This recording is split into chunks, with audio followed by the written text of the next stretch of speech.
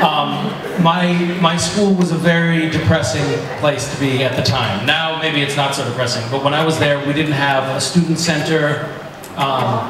We had no sports. We had a football team, but it was, in the US we have college football, and you can be either tier 1, tier 2, or tier 3. And tier 3 is basically like, they can't even throw the ball. And we were at the bottom of tier 3.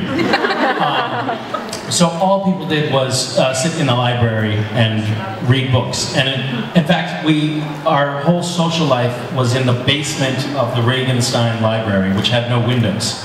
And it was very cold there. Sometimes, negative 20 degrees Fahrenheit. We had this one thing every year that was fun, which was a scavenger hunt. And for 4 days, we would do a scavenger hunt.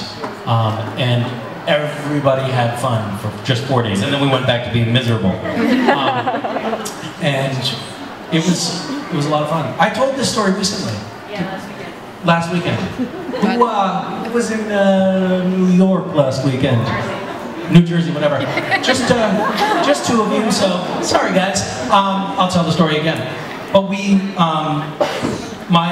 were on different teams, and my wife now, but my girlfriend at the time, she called me up late at night and said, "Hey, can I borrow the keys to your car?"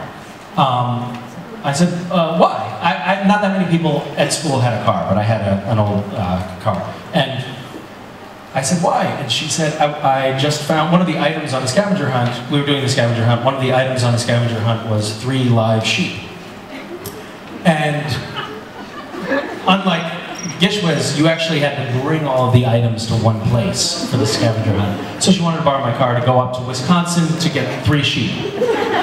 I was on a different team, first of all. Second of all, I have a pretty firm rule, no sheep in my car.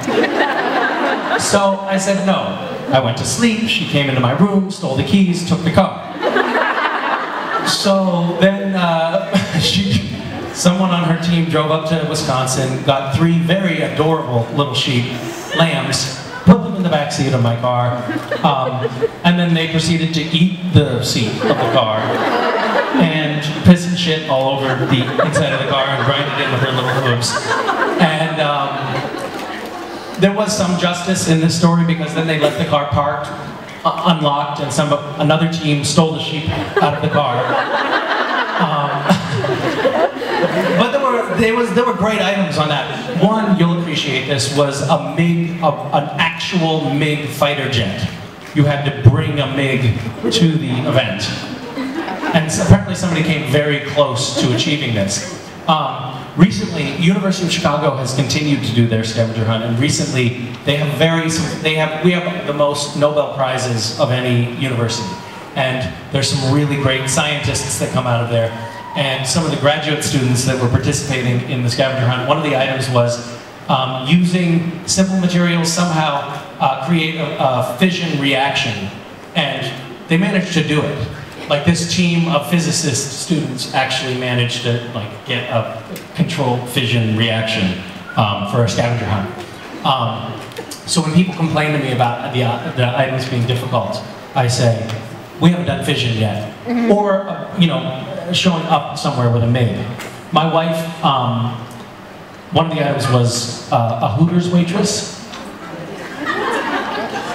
We don't have Hooters in Russia. I didn't realize your people were still so oppressed. Hooters is a restaurant chain in the US where the waitresses wear very tight, revealing tank tops that have an owl on the front and it says Hooters. Anyway, she went and got hired as a Hooters waitress for the scavenger hunt. That kind of thing. Yeah. Thank you. You've had enough, huh? You're like, all right, enough of that story. Okay, bye.